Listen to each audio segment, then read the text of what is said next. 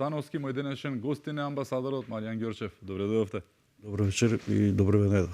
Амбасадоре, одбележуваме 100 дена од новата влада.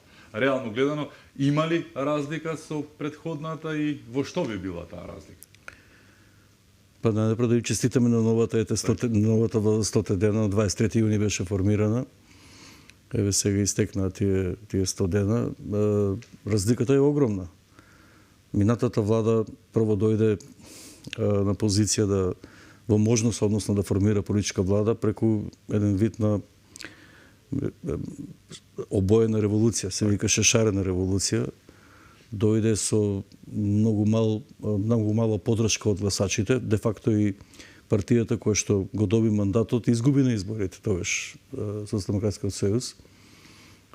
И имаше, би рекол, еден хендикеп да веднаш после победата влезе во еден процес на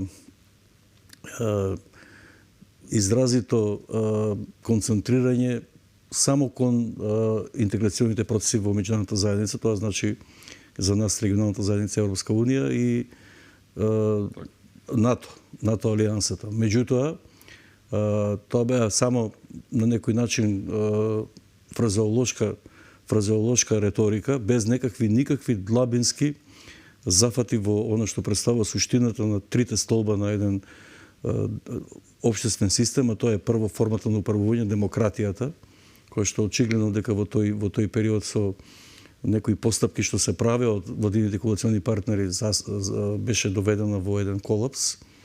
Потоа вториот сегмент е економијата, презадолжена држава, надворешен долг над 83-4%, некаде околу 11,7 милиарди во овој момент, надрешен долг, јавен долг на државата 8,7 милиарди, го надмина Мастрих над 61%.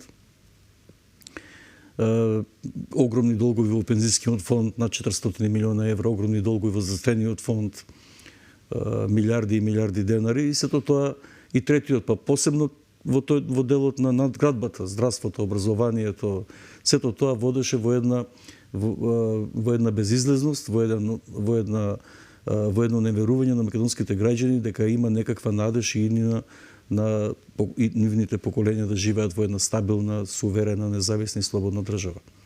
Со идејата на новата влада, односно со добивањето на огромната поддршка од македонските граѓани, токму на она клучна поента што тогашната коалиција СДСМ и ДУИ не ја разбраа, а тоа е дека со овие подпишувањата на двата договора во Бугарија на 1 август 2017 и потоа во Нивице 2018 година, дека повредата на македонско национално достоинство не е политичка категорија, но ќе има политички последици по нив. И се покажа тие политички последици. Легитимитетот што го доби ова влада е од огромен број на граѓани, значи во овој момент таа има и голем број пратеници како коалиција, говорам за ВМРО ДПМН, знам и вреди, и едноставно од самиот почеток ова влада почна да ги исполнува ветувањата во предизборната програма, што е многу важно. Знаете, во политиката, ако вие на македонскиот народ му ветите, независно на која етничка група припаѓаат тие граѓани, ако вие му ветите оделни проекти, програми, видувања, сето тоа што значи прогрес за животот на тие граѓани, пред се животниот стандард, неговото достоинството на тие граѓани, чувството дека живеат во една држава која што има перспектива, тогаш граѓаните веднаш ќе реагираат со позитивен одзив. Така што новата влада превзема многу клучни чекори на меѓународен план пред се, во делот на истакнувањето на една цврста решеност Македонија да застане на браникот на државата, да ги брани националните државни интереси, независно колку тоа е тешко после тие катастрофални договори што беа подпишани со штетни последици по националните државни интереси од претходната влада. И на внатрешен план веднаш почна да санира огромни долгови, 5 милиарди денари во фондот за здравствено осигурување, субвенции милиарда и 200 и ред други потези кои што значеа оној дефицит со кој што се соочи владата од 200 милиона евра, веднаш да почне да го санира во првите 100 дена од своето работење. И тоа значи на некој начин дека новата влада е подготвена програмски, работи системски, методолошки исправно во поглед на она што представува ветувањата. Методологијата е во врска со македонскиот народ на кого што му се ветени одредени поместувања напред. И во тој контекст мислам дека ова влада заслужува честитки најпрво за овие што го сработи за 100 дена и една огромна надежда дека македонскиот човек конечно ќе почне да разбира дека Македонија е земја која што заслужува да биде да формирате своето семејство, да се борите да завршите било кој степен образование, да градите своја иднина тука. И јас сум убеден дека ако вака продолжи владата, се разбира и сите други институции, не е само владата, вие имате огромен број институции во државата, дека Македонија има огромна перспектива во иднина да разреши некои прашања кои што за овие 33 години независност не биле разрешени.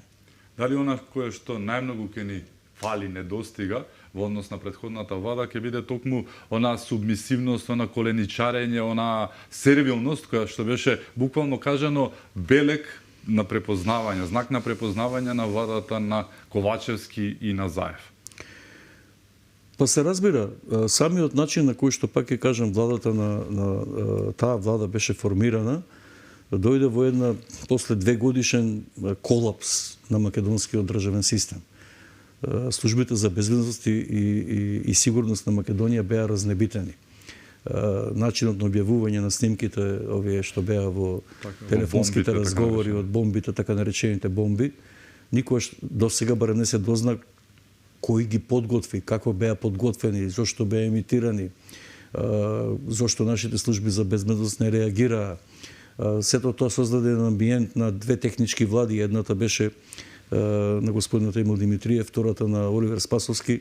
Тоа беше една агонија во трајање од 2 години, каде што техничките премиери објективно беа сочени со безизлез, немаше диалог меѓу политичките. Судовите ги прифатија тие докази кои што не смеа да ги прифатат, меѓу друго. Апсолутно. Меѓутоа се работи за тоа дека претходната влада влезе во еден волшебен круг, во една спирала на погрешни чекори, кои што водеа само кон една цел. Значи, таа дојде со цел, веројатно, сега предпоставувам, со одредени разговори со одредени великодостојници надвор од Македонија, дека со попусливост по одредени прашања за кои што Македонија преговара долги години, за кои што не може да се преговара.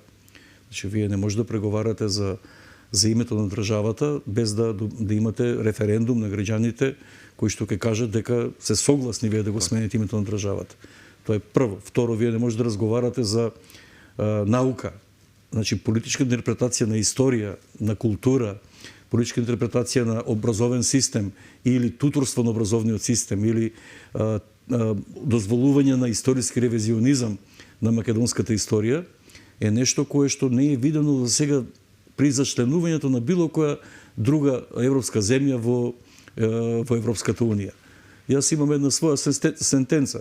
Сепак сум човек кој што сум во 7-та деценија од животот и сум се изнагледал и на многу унии, на многу сум бил свидетел на судири помеѓу Варшавскиот пат кој што повеќе не постои, клириншки соработки, сум работел во банка кај што се работеше со Советот за взаимна економска помош кај што беа Чешка, Словачка, Бугарија, тогаш беше Чекословачка, Полска, Унгарија, Романија, Украина, значи тие веќе сојузи ги нема.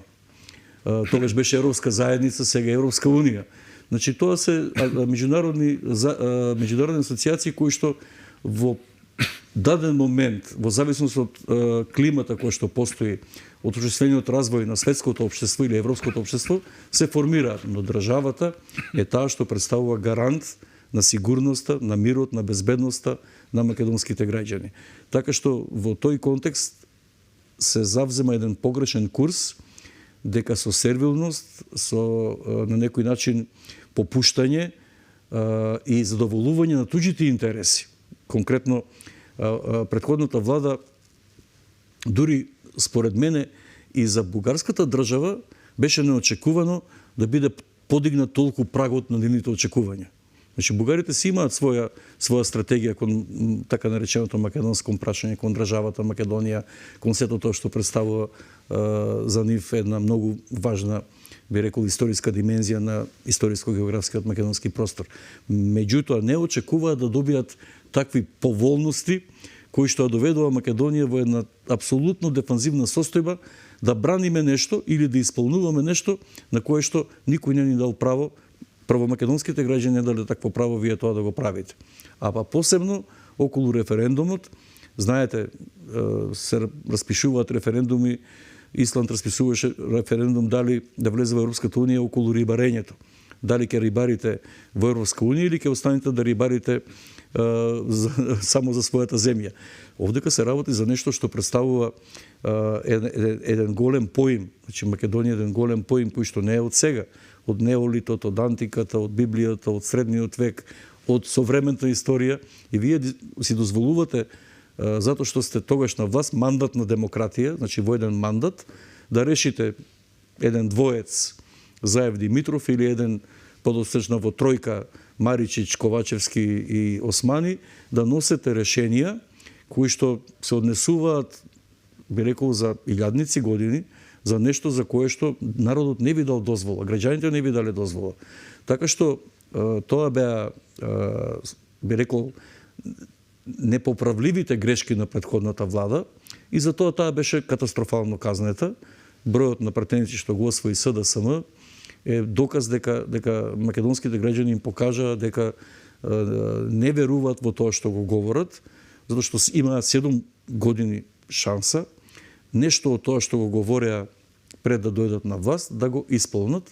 Од тоа ништо не исполнија и граѓаните си гласа за ветувачка, просперитетна, програмска определба која што ветува дека Македонија може да киниса по друг пат во еден решителност, цврстина, доследност, посветеност и пред се државничко однесување.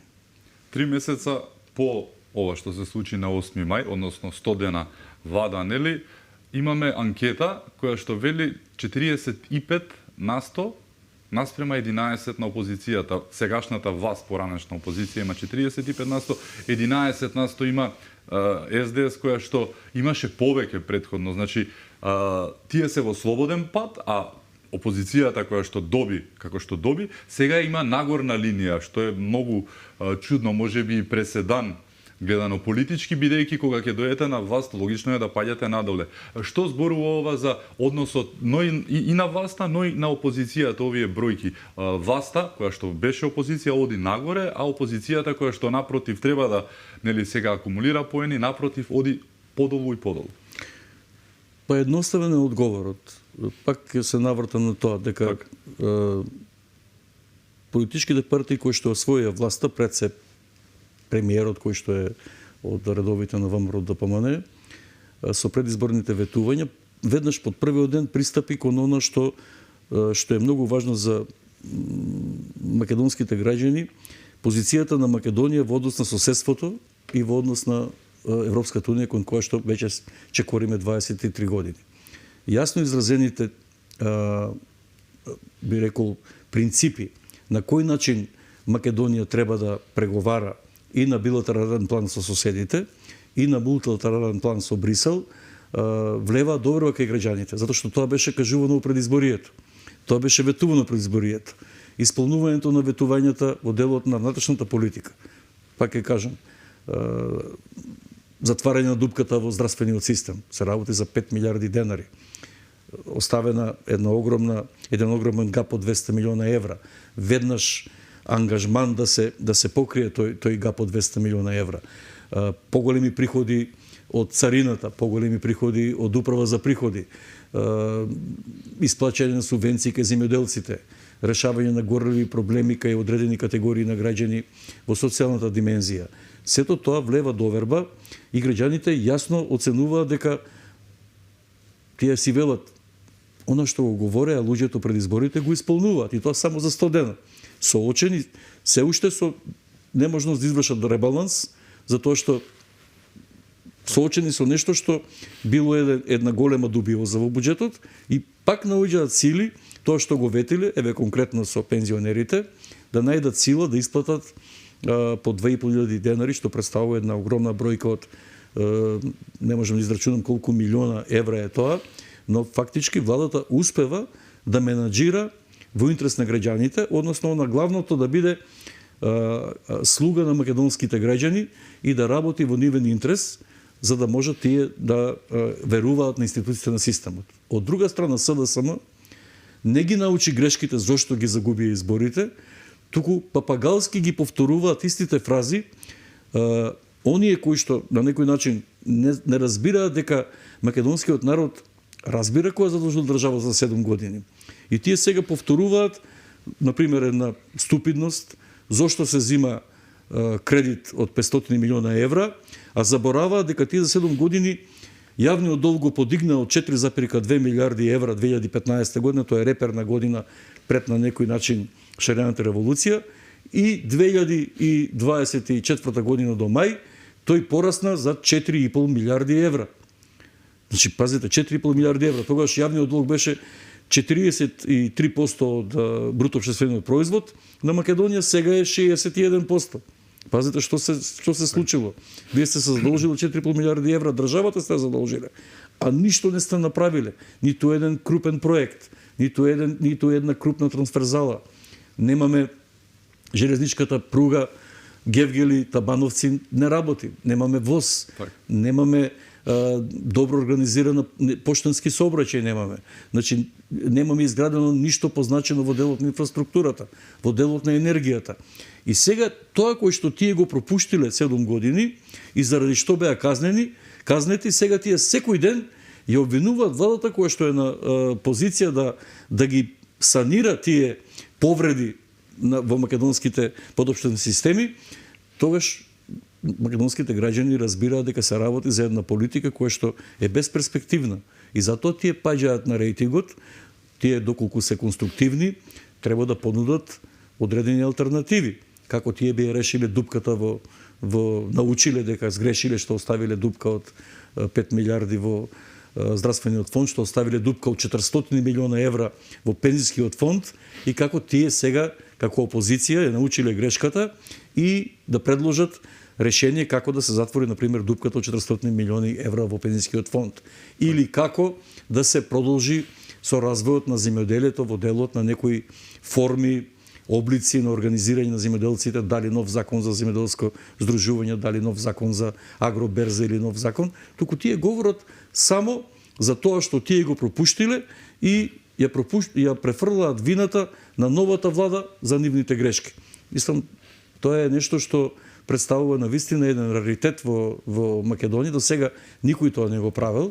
Значи, ниту една опозиција така не се однесувала, туку таа треба да се подготви на друг начин. Еве, има и избор на нов претседател, веројатно имаат и ново раководство, тие треба да се консолидираат.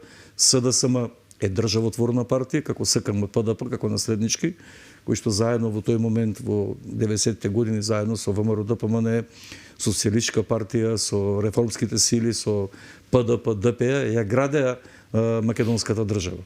Така што таа е нужна, како член на социјалистичката Европска интернационала, нужна е за политичката култура во Македонија, за политичкото единство, и тука треба да го промени тонот на своето обраќање кон македонските граѓани. Велат кој работи греши, тоа денеска го призна и премиерот Мицкоски, кажувајќи дека има погрешни сознанија и нели околу оние неколку институции имаше назначување, особено од вреди кадар, кој што беше грешка, имаше делови кај протоколот кој што беа можеби малку промашени во Бугарија и сето тоа, но имаме еден феномен кај сегашната опозиција, тие не работеа ништо, а грешеа многу, односно одработуваа што ќе им се дадеше.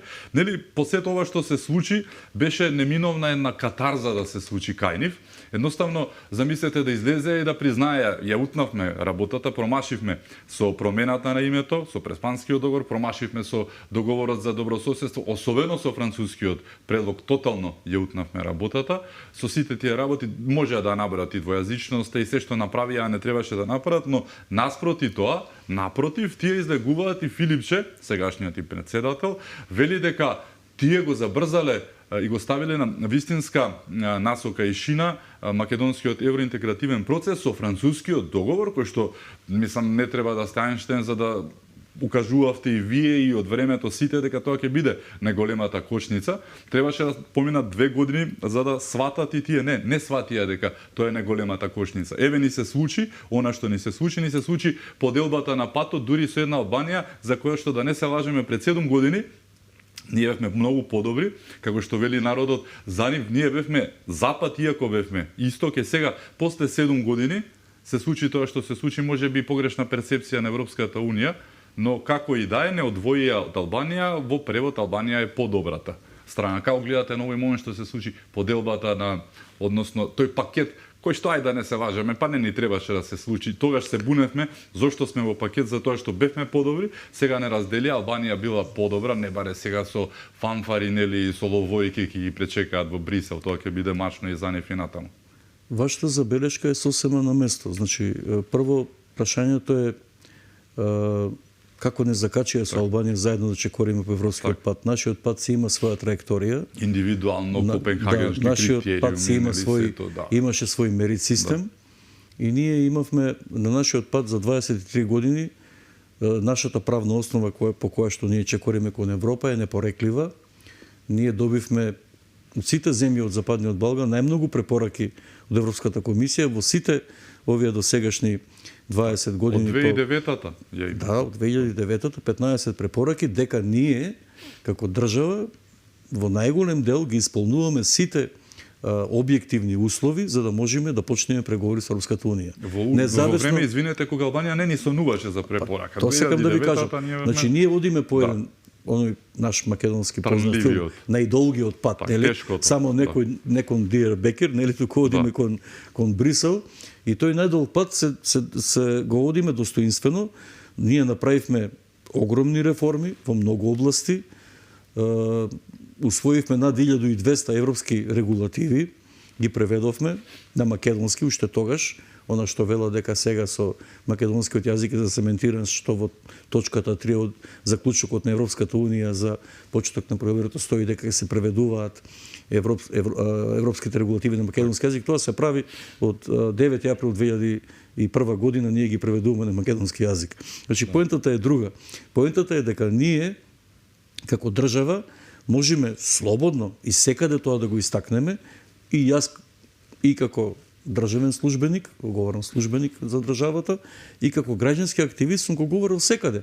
Со должна почит кон моите пријатели од Црна Гора, Србија, од Албанија, кои што доваѓале на многу средби, на многу трибини, на многу панели, сум им кажувал во кои области Македонија е подобра од Србија, од Црна Гора, од Албанија, и тврдам дека и ден денеска сме многу подобри во тој поглед, во поглед на реформите, во поглед на мерет системот. Но она што е важно да се каже за Македонија, и не само за Македонија, туку и воопшто за новата политика на Европската Унија после она што Макрон се произнесе на 17 октомври 2019 година за новата европска политика, е тоа дека сега доминира геополитиката. А геополитиката е битка за сегашноста и иднината на Европа и на светот. Значи, претежнува политичкиот критериум. Претежнува политичка интерпретација на состојбите во една држава. Гледате како Украина доби препорака за почеток на преговори. Да. Во услови кога 1/5 од украинската територија е под, би рекол, тотална непознаница како ќе заврши тој судир помеѓу Русија и Украина. Една Молдавија која што има исто територија, Бесарабија, кај што не Бесарабија, туку тој дел кај што е населен со Русија, кај што има руски мировници, кај што е руско говорно подрачје.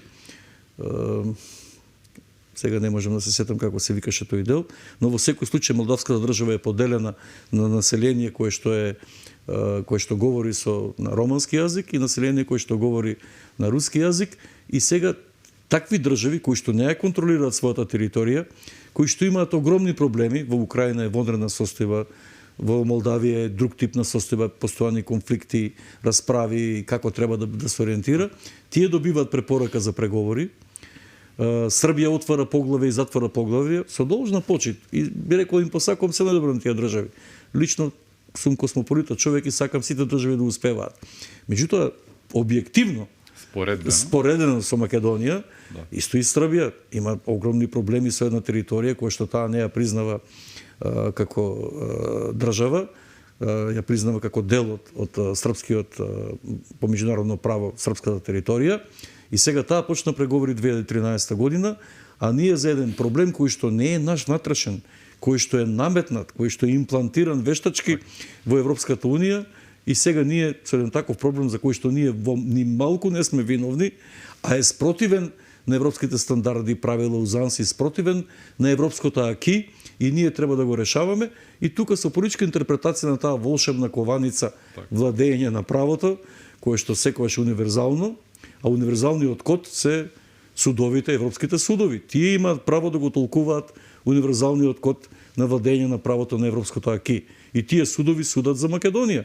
Конкретно и судот за правдата во Хаг пресуди декември 2011 дека Грција нема право да ја спречува Македонија да чекори кон било која меѓународна организација под името под акронимот поранешна Југословенска република Македонија, а и судот за човекови права во Страсбург пресуди дека Бугарија мора да го почитува правото на бугарски граѓани со македонска етничка самосвест, граѓански да се организираат во организација која што во својот статут содржи исклучителни европски вредности и го збогатува милјето на малцинските народи, делови од народи кои што живеат во други држави. Да.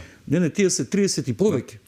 Меѓутоа, бидејќи се кумулативни, например, има многу луѓе кои што веќе не се со нас, а почнале процеси пред 25 години. Јас некој од нив ги знам. Данчо Костадинов ја доби пресудата, меѓутоа Данчо Костадинов, оснивачот на ОМО и Линден, веќе не е меѓу нас. Георги Христов исто така во делот на издавањето на Народна волја и тој ја доби пресудата, меѓутоа и Георги Христов пред 2 години замина од овој свет и тој не е со нас. Значи тие се кумулативни повеќе од 30. Но знаете како оди тоа? Пресудата од Хаг доаѓа во Бугарија, оди во Основен суд во Благоевград, потоа оди во Апелационен суд во Благоевград и конечно оди во Врховен суд и сите тие 30 пресуди сега останати се дали се 14 или 16, не сум упатен во тоа.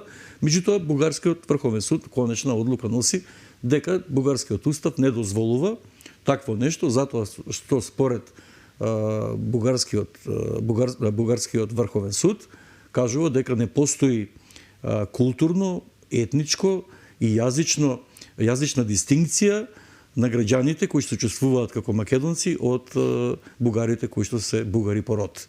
Значи, пазете, тоа е Бугарија е членка на Советна Европа, Бугарија е потписник на Рамковната конвенција за европско малцинство, но од друга страна не ги почитува одлуките на Судот за човекови права, кои што е обврзано да ги почитува.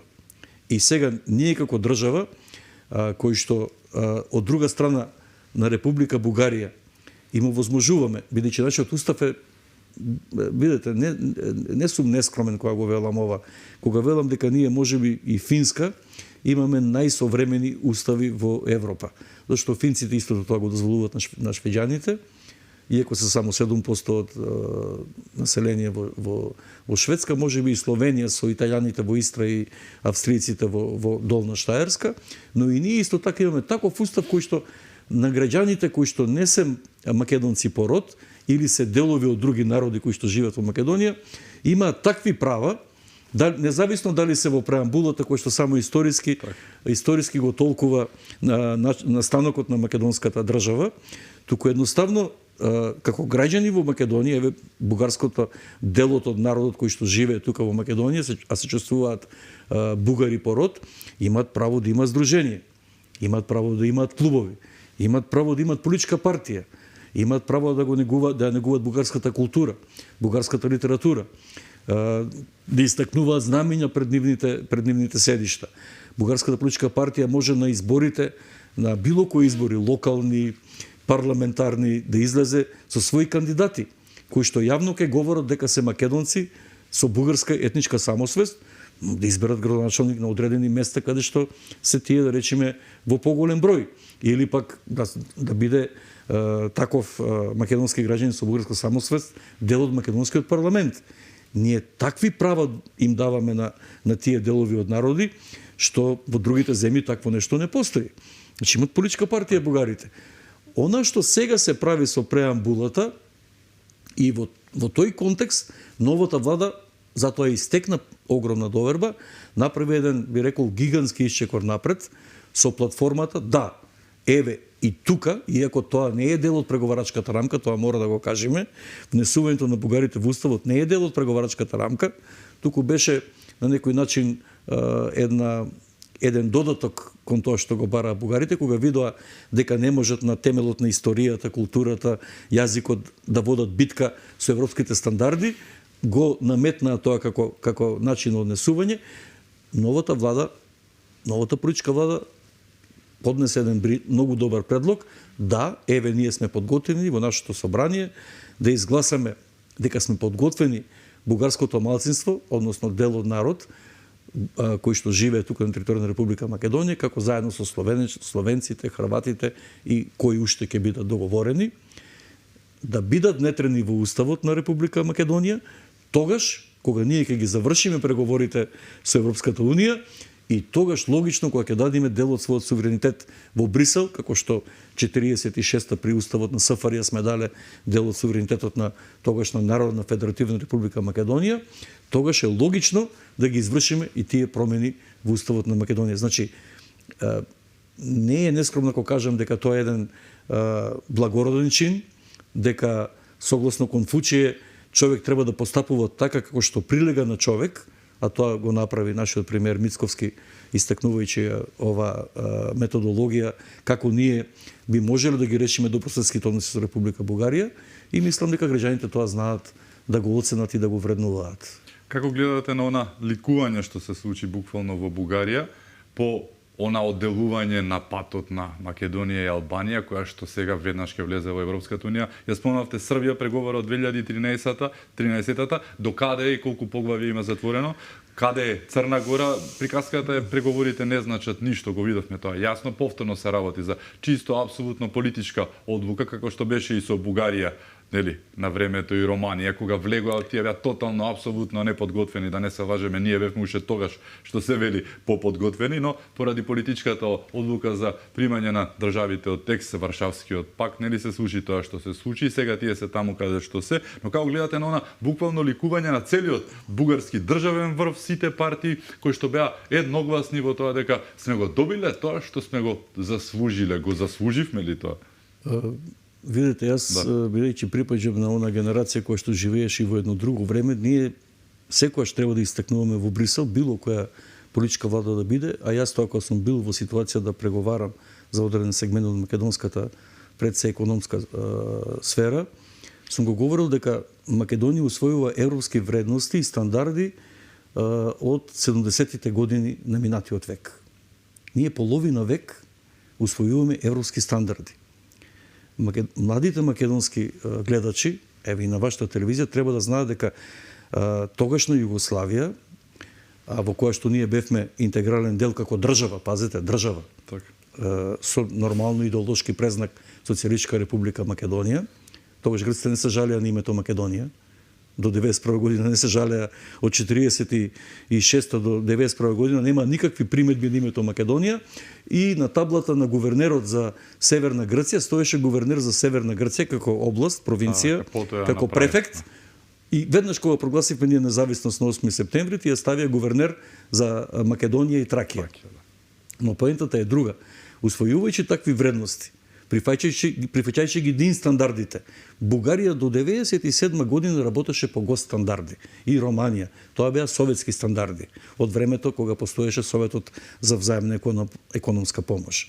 Тие добро знаат дека наши македонски политичари, истакнати политичари, одеа во Бугарија и во соработка со бугарските предсе во делот на БСП и тогашната СКМП, па потоа и СДСМ, истакнати македонски научни работници, одеа и држаа предавања за демократијата, за прогресот, за човековите права, за тоа што ние бевме многу напред. Југославија требаше тогаш да стане, говорам за Порочната федерација, 78 година 10-та членка на Европската заедница. Не стана затоа што тогашниот политички лидер на Југославија, господинот Брос, со еден говор кој што под знак на прашање како да се толкува, кажа дека тој никогаш нема да дозволи да се заборават жртвите кои што Југославија ги дава во борбата против одредени негативни појави како што е фашизмот и ред други квинслиншки појави во Југославија, и тој го прекина нашиот пат кон Европската унија. Последен преговарач беше нашиот македонски министер Стојан Андов за неврзаните. Последен политички лидер беше Јанес Врховец од Словенија, кој што падна заедно Андов, беа веднаш повлечени од преговорите. И по игра на случајот Грција неподготвена, апсолутно неподготвена, ви го тврдам тоа, влезе во Делоровиот програм и 81 година со 3 години преговори стана членка на Европската унија. Кај беше крајот. Значи, говорат дека ние веќе половина век, и тоа треба да го знаат македонските граѓани, дека ние сме многу понапред од сите земји од источниот блок. Дека ние уште тогаш во Уставот 74 година Македонија ги третираше правата на малцинствата тогаш, народности кои што беа во тој устав. На некој начин тоа сето се изгуби во овие 50 години и дојдовме во ситуација нас да не учи да ни дава лекции Естонија или Латвија, кој што има 300.000 инородни граѓани. Естонија е колку Македонија, 1.800.000. Има 300.000 инородни граѓани, не е битно од на кој етнос припаѓаат, кои што немаат никакви права. Да. Никакви права. И таму тие сега ни држат лекции, тие се членка на Европската унија, а исто така се влезени и Естонија и Латвија по политички критериуми, затоа што не ги решија индивидуалните човекови права и граѓански слободи, а добија пас да влезат во Европската унија. Тоа исто и Кипар. Нели? И Грција и Турција се членки на НАТО. Судирот помеѓу турците и грците на островот Кипар, на некој начин Северен Кипар е под контрола на Турција, Јужен Кипар е под контрола на државата Кипар. Исто така Европската унија замижа геополитички заради британските воени бази на Кипар, кои што се беа важни. Британија тогаш беше членка на Европската унија и им дозволи Кипар без проблеми да стане членка, иако каде се правата на турците кои што останаа на Кипар, каде се правата да се тоа што се случува околу, дали таа земја го обезбедува својот територијален интегритет. Она што ние го доживеавме сега и ликувањето не само од значи пазете, тука човек не треба да забележува на бугарите. Ние го подигнавме прагот кај нивните очекувања. Значи ние самите со потпишување на договорите, точно, значи ние пред тој договор имавме нормални односи со Бугарија. Да не заборавиме, Бугарија ни помогна кога ни беше најтешко кризата со Солунското пристаниште, блокадата од Грција 92 година према 93-та. Одевме целата нафта, целиот тој енергетски ресурс одеше преку луката Бургас. Значи со Бугарија градевме односи и културни и туристички. Договорот ги разлучи и ние самите, знаете, човек сам што ќе си направи, никој не може да ви направи. И уште една поука има од тоа, ако вие сами не си ја вршите работата, зошто некој друг од Европа да ви врши работата? Значи ние тоа не го научивме и затоа ликувањето не треба да не дестимулира, да не разочара, туку треба да ни го подигне куражот кој нас дека ние можеме, дека ние треба да успееме. Зашто нашата стратегија е дека контраефект, дека ние сме усогласени во делот на токму спорните точки. Нашата историска наука, нашата културолошка димензија е усогласена со европските современи хуманистички науки. Ние сме во сите енциклопедии, и во Ела, и во Ола, македонскиот јазик, нашата култура, нашата музика, нашите македонски модуси се учат на Беркли, како основа за тоа што представува ритмот. Јовано Јованке е предавана песна на сите кои што изучуваат джез на Беркли, да речеме. И сега вие кога имате такви вредности, вие треба да се стремите да создадете лобисти, да создадете пријатели кои што ќе ги афирмираат вашите вредности. Бугарија нормално како си работи на тоа што треба да го реализира. Исто така и Грција, исто така и Србија, па и Албанија. Нормално дека тие се сметаат себе си за органски нации, дека тие имаат субстратот на нацијата само определувањето на албанците во Албанија, на србите во Србија, на бугарите во Бугарија, на грците во Грција, и тие имаат свој устав кој што е таков како што е, кој што не признава малцинства во Грција и Бугарија, во Србија има едно друго уредување, во Албанија трето, но тоа се нивни внатрешни работи. Ние треба да се бориме тоа што сме ние, да се бориме, бидејќи имаме проблеми, самите сме ги создале 95-та, член 49 се откажавме од грижата за националните малцинства, но не се откажавме од грижата за индивидуалните човекови права на албанските граѓани со македонска самосвест, на српските граѓани со македонска самосвест, на бугарските граѓани со македонска самосвест и на грчките граѓани со македонска самосвест. И конечно, заради борбата на грчките граѓани со македонска самосвест, Павле Воскополус и Анастас Паризис, Виножитото или Рейнбоу е членка на тој комитет на национални малцинства во Страсбург. Тоа треба да го направиме и Сомо Илинден и Пирин, кога ќе се надевам ќе добие еднаш Бугарија, ќе мора да застане на страната да ја почитува владењето на правото, тој универзален код на судот на правдата. И затоа не треба да ликуваат бугарите, затоа што неколку пати кај вас сме разговарале, господине Љупчо, Бугарија нема поголем пријател од Македонија на Балканот. Ниту турците, ниту грците, ниту романците, ниту србите се поголеми пријатели на Бугарија отколку што се македонците, затоа што огромен број македонски родови од историско-географскиот регион Македонија во текот на своето битисување, во текот на справување со голготите кои што биле на македонскиот простор, нашле свое прибедиште во Бугарија, се определиле како бугари, живеат таму, но нивната емоција, нивните спомени за Македонија создаваат би рекол повторно една врска, културна врска со Македонија. И ние тоа треба да го градиме преку јавната дипломатија, преку културата. И мислам дека ако така постапуваме, знаете, жртвата може да прости. Ние сме жртва.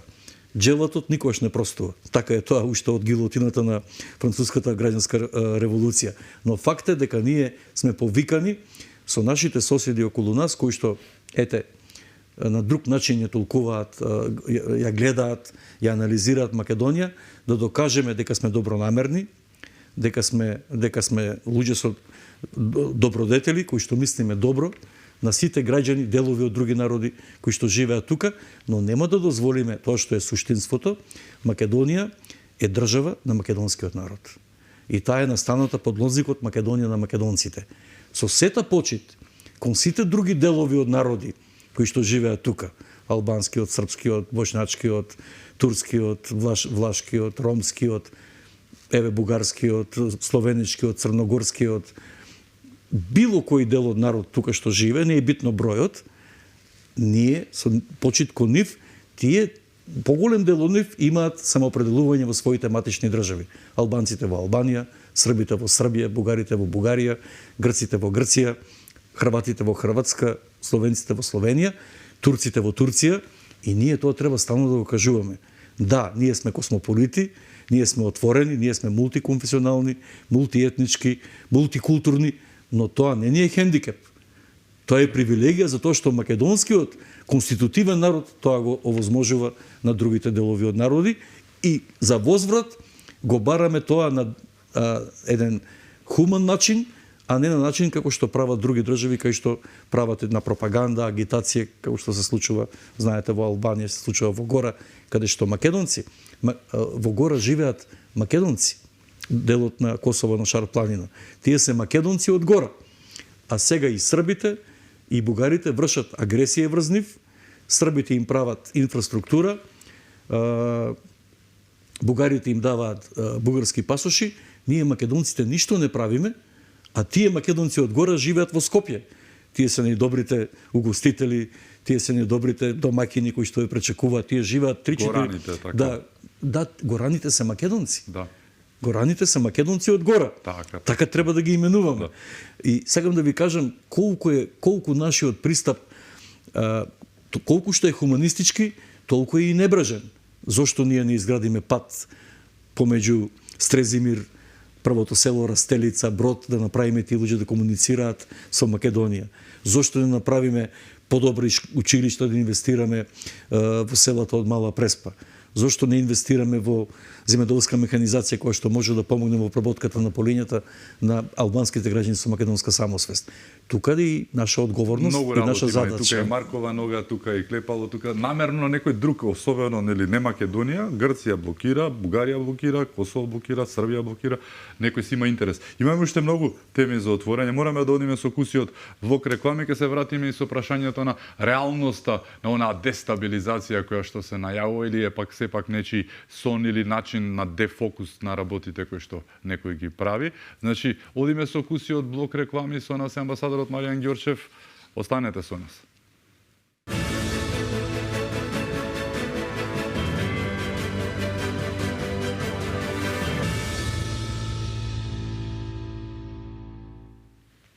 Се враќаме во за или против. Мој гостин амбасадорот Маријан Ѓорчев. Амбасадоре, деновиве една приказка која што се тера дел дуи па се подгрева огнот и маслото, нели се подзапалува дефинитивно и апсолутно и од СДСМ страната. Зборуваме за приказката за дестабилизација. Нечија желба да излезе на површина, да засени некого. Како гледате на оваа работа? Па биле подготвени, спремни ли за командатот, па тука биле пачизмите, биле на таванот, па овие другите ќе кажат нешто поинаку, ќе направат друг смут. Како гледате на ова? Јас сега како граѓанин на Република Македонија имам многу пријатели меѓу албанците. Сум споменал неколку пати, ќе споменам неколку имења од видни албански граѓани: стопанственик Фатмир Етеми, професор на Штул, Бесник Фетаи, стопанственик Џевдет на Суфи, лични пријатели. И во разговор со нив секогаш ги споделуваме овие моменти. Јас верувам во албанскиот граѓанин, верувам во албанците кои што живеат во Македонија, дека знаат дека тука е нивниот дом, Камено Цитежи каде што е местото, тука се нивните предци, тука тие живееле. Говорам за оние албанци кои што си ја сакаат Македонија и оние кои што се свесни дека во ниедна друга држава нема да ги имаат тие права што ги имаат тука. И токму затоа овие навестувања од една политичка партија која што не беше Шин Фейн, која што дојде од преку граница, која што се укопа во Танушевци и Малино и даваше комуникеа од Швајцарија.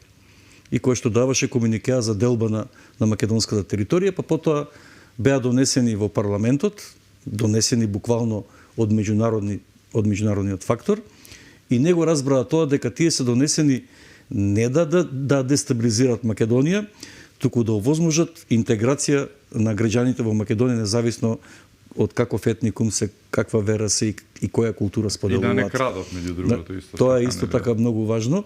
И мислам дека мојата верба е во албанските граѓани, во тие кои што веруваат дека Македонија е нивна татковина, и убеден сум дека тие се во мнозинство од овие групи кои што, да речеме, се поборници на модерниот глобален капитал, на капитал кој што не признава национални граници, кој што овозможува движење на капиталот и стоките и луѓето без граници, на еден глобален политички концепт кој што го руши суверенитетот на сите држави во светот. Тоа е концепт. Так. Но во секој случај е различен од глобализацијата. Глобализацијата е процес на интеграција и диференцијација. 1000 племиња се обединиле во 200 нации во меѓународниот светски поредок. Диференцијацијата е подолба во многу сектори во светот, во вселената, во вештачката интелигенција, кои што функционираат по мрежна структура. Но факт е дека дестабилизација според мене нема да има. Заканите се само покажување на одредена, би рекол, незадоволност од тоа што самите го постигнаа и се обидуваат сега да се реинкарнираат на начин кој што ќе значи ќе видите, тоа е дневна политика. Дали е превентива, можеби, ова, амбасадоре? Секој здраворазумен македонец и македонски граѓанин очекува една обратна насока нешто да се случува, некој да излезе од оние зандани, оние браќата од 27 април кои што се неправедно затворени, патриотите, така наречените уставобранители, кои што послужија како да се чува стравот ако сте против ОННС, па што ќе ви се случи, нели? А од друга страна, оние кои што 7 години го правеа тоа што го правеа, тука зборуваме не само за челниците на ДУИ, тука зборуваме и за челниците на СДСМ, односно, буквално кажано, ја опустошија државата, ја би рекле оплячка, ограбија, нели? Во друга насока тие да се движат, па сега една превентива, ние ќе направиме глупости, односно ќе дестабилизираме, ќе ги земеме чизмите од таванот ли, од подрумот ли, како и да е. Односно не чепкајте, бидејќи знаат дека полека во секој министерство, знаете и вие, излегуваат на водите кој што правил, зошто правил, се знае тука со име и презиме, не сме нели држава од не знам милиарди, пола милиарди, значи многу сме малку, знаеме кој е виновникот. Во превод, дали ова е една превентива, еве за крај, за дефокусно и превентива, не чепкајте да не направиме бели зашто ќе одиме во затвор. Се разбира дека тоа е притисок врз институциите. Така. Од формата на демократија на крајот се покажува преку работењето на институциите. Така. Бидејќи тие имаат очигледни сознанија што работели и како работели, тие самите знаат, одно председаваат алиби, односно бараат прошка од на нивните грешки, но на погрешен начин. Тоа се прави на друг начин, со диалог помеѓу политичките партии, тоа е политичка култура, Так. признавање на грешките, барање прошка и градење еден заеднички наратив на градење на македонска иднина. Само така може да одиме напред, а вака со закани, со дестабилизација, мислам дека тоа секогаш е можно, не само во Македонија, Балканот е секогаш место каде што се случуваат, би рекол, има многу емоција, но наше е да работиме на тоа институциите да се работат својата работа, да работат принципиелно, одговорно, честно и да бидат кон сите еднакво праведни. За крај очекувате еве конечно после 7 години пауза да видиме таа апстрактна именка, да е апстрактна се вика одговорност, ама ја немаше никаде во Македонија. Да видиме конечно одговорност, очекувате? Да, се разбира. Тоа и граѓаните го бараат и тогаш рейтингот на актуелната политичка позиција ќе биде уште повисок од овој што е навистина во еден 45% и тоа до сега во Македонија не било случајно. Ви благодарам што бевте мој гост. Ви благодарам на поканата. Ми беше чест. Мене. Ви благодарам и вам што бевте со нас, да сте ни живи и здрави и секако чувајте се многу.